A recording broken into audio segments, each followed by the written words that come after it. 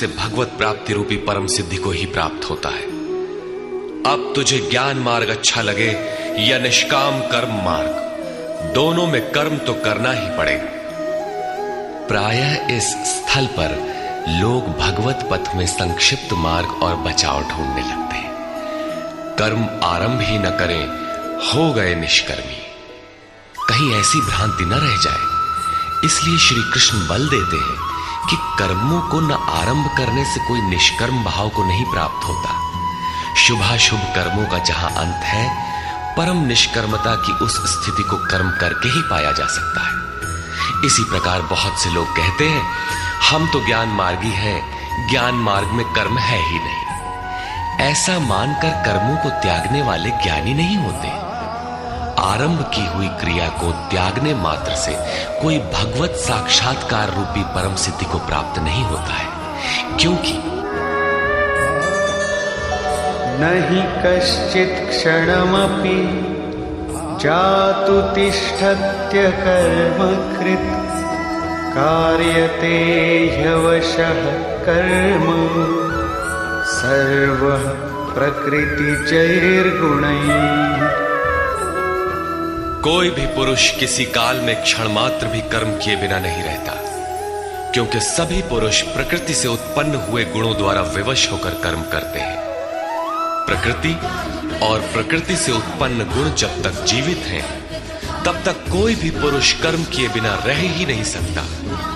अध्याय 4 के 33वें और 37वें श्लोक में श्री कृष्ण कहते हैं कि यावन मात्र कर्म ज्ञान में समाप्त हो जाते हैं। ज्ञान रूपी अग्नि संपूर्ण कर्मों को भस्म कर देता है। यहां वे कहते हैं कि कर्म किए बिना कोई रहता ही नहीं। अंततः वे महापुरुष कहते क्या है? उनका आशय है कि यज्ञ करते करते तीनों गुणों से अतीत हो जाने पर मन के विलय और साक्षात्कार के साथ यज्ञ का परिणाम निकल जाने पर कर्म शेष हो जाते हैं। उस निर्धारित क्रिया की पूर्णता से पहले कर्म मिटते नहीं, प्रकृति पिंड नहीं छोड़ती।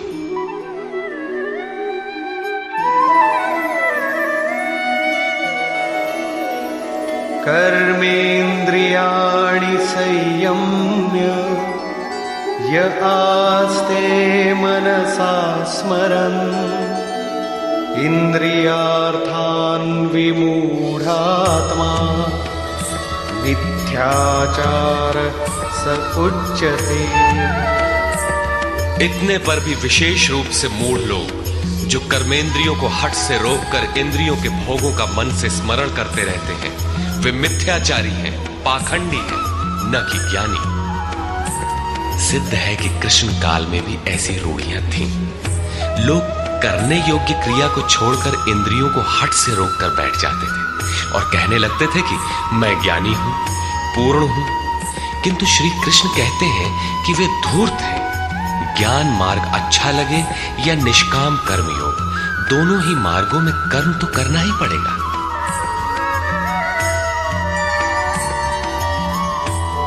यस्त्विन्द्रियाणि मनसा नियम्यारभतेऽर्जुन कर्मेन्द्रियैः कर्मयोगम् असक्तः स विशिष्यते। अर्जुन, जो पुरुष मन से इंद्रियों को वश में करके जब मन में भी वासनाओं का स्फुरण न हो, सर्वथा अनासक्त हुआ कर्मेंद्रियों से कर्मयोग का आचरण करता है, वो श्रेष्ठ है। ठीक है, समझ में आया कि कर्म का आचरण करें, किंतु ये प्रश्न खड़ा होता है कि कौन सा कर्म करें। इस पर कहते हैं, नियतं कुरु कर्म त्वं कर्मजायो ह्यकर्मणः शरीरयात्रापि च ते न प्रसिद्धेद कर्मणः। अर्जुन, तू निर्धारित किए हुए कर्म को कर, अर्थात कर्म तो बहुत से हैं, उनमें से कोई एक चुना हुआ है, उसी नियत कर्म को कर। कर्म न करने की अपेक्षा कर्म करना ही श्रेष्ठ है।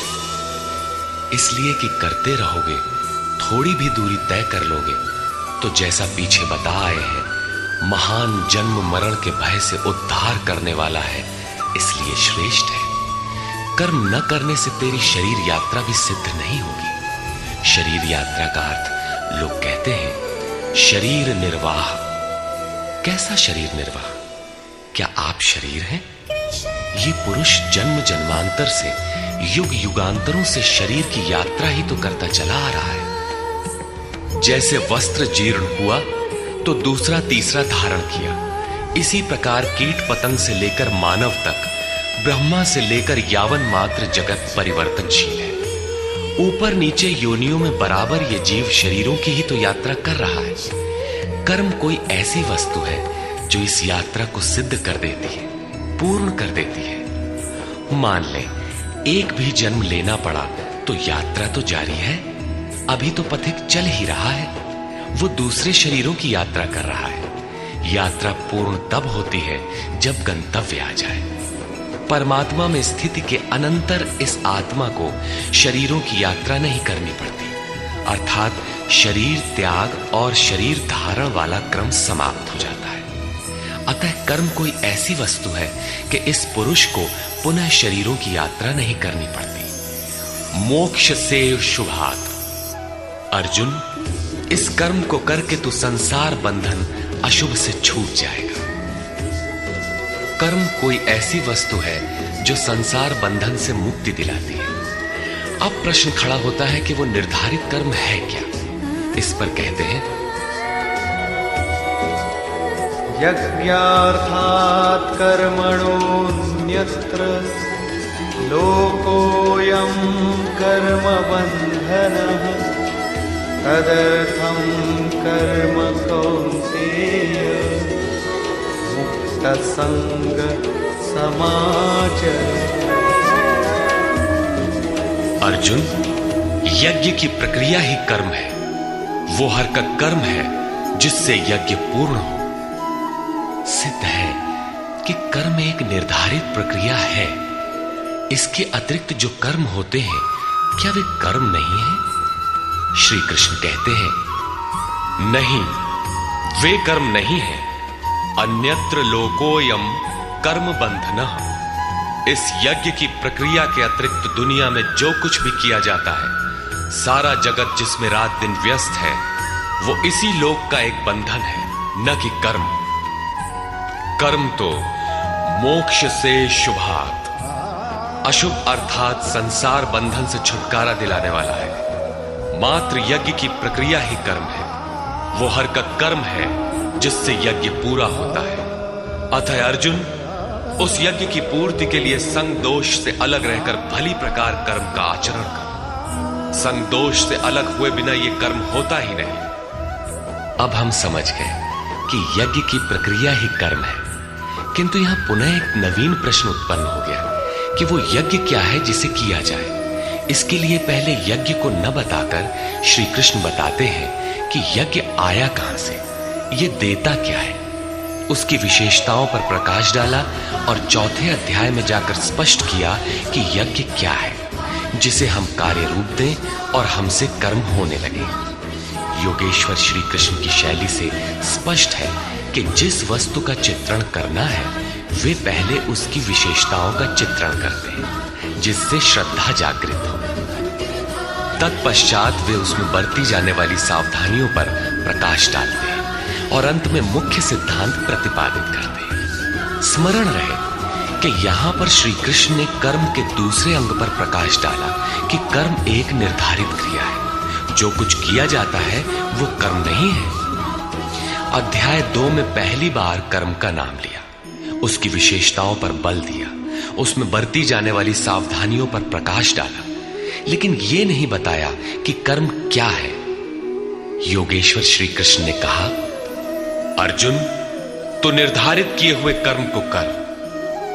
अब प्रश्न उठता है कि निर्धारित कर्म क्या है जिसे हम करें। तब बताया कि यज्ञ को कार्य रूप देना कर्म है। अब प्रश्न उठता है कि वो यज्ञ क्या है। यहां यज्ञ की उत्पत्ति विशेषता बताकर शांत हो जाएंगे और आगे अध्याय 4 में यज्ञ का निखरा हुआ रूप मिलेगा। जिसे करना कर्म है। कर्म की यह परिभाषा गीता को समझने की कुंजी है। यज्ञ के अतिरिक्त दुनिया में लोग कुछ न कुछ करते ही रहते हैं। कोई खेती करता है तो कोई व्यापार, कोई पदासीन है तो कोई सेवक, कोई अपने को बुद्धिजीवी कहता है तो कोई श्रमजीवी, कोई समाज सेवा को कर्म मानता है तो कोई देश सेवा। और इन्हीं कर्मों में लोग सकाम और निष्काम कर्म की भूमिका भी बनाए पड़े हैं। किंतु श्री कृष्ण कहते हैं ये कर्म नहीं है। अन्यत्र लोकोयम कर्म बंधना। यज्ञ की प्रक्रिया के सिवाय जो कुछ भी किया जाता है वो इसी लोक का बंधनकारी कर्म है, न कि मोक्षद कर्म। वस्तुतः यज्ञ की प्रक्रिया ही कर्म है। अब यज्ञ न बताकर पहले ये बताते हैं कि यज्ञ आया कहां से।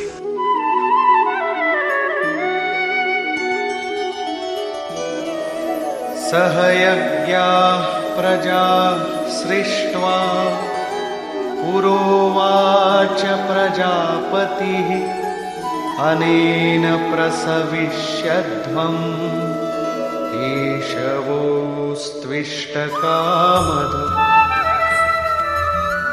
प्रजापति ब्रह्मा ने कल्प के आदि में यज्ञ सहित प्रजा को रचकर कहा कि इस यज्ञ द्वारा वृद्धि को प्राप्त हो। ये यज्ञ तुम लोगों को इष्ट कामधुक, जिसमें अनिष्ट ना हो, विनाश रहित इष्ट संबंधी कामना की पूर्ति करने वाला हो। यज्ञ सहित प्रजा को किसने रचा? प्रजापति ब्रह्मा ने। ब्रह्मा कौन? क्या 4 मुख और 8 आंखों वाला देवता जैसा कि प्रचलित है? नहीं। श्री कृष्ण के अनुसार देवता नाम की कोई अलग सत्ता है ही नहीं। फिर प्रजापति कौन है? वस्तुतः जिसने प्रजा के मूल उद्गम परमात्मा में प्रवेश पा लिया है, वो महापुरुष प्रजापति है। बुद्धि